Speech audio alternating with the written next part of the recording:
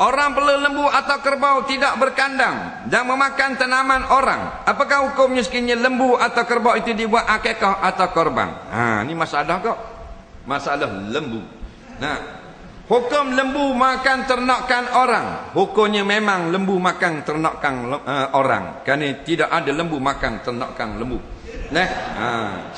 Jadi lembu dok tanam rupuk, orang tanam sayur, orang tanam pokok bunga. Lembu dia pergi makan. Boleh ke tak? Yang pertama haram, yang kedua tidak haram. Bila haram? Kalau makan tanaman orang lain yang tidak diizin oleh tuannya. Faham? Maka hukumnya haram. Siapa yang berdosa? Lembu. Tuang lembu. Daguannya hukum wajib kena ganti. Kalau sayur bernilai RM100, tuang lembu kena bayar RM100. Tak bayar, haram, berdosa sampai kiamat. Melainkan tuang sayur halalkan. Faham? Hukum setuju tak setuju, kena terima hukum Allah.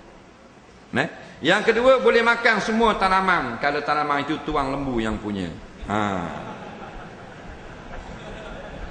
Baik, lembu tadi dibuat akikah, dibuat kerbang, tidak afdal, tidak molek, kerana ada syubhah padanya.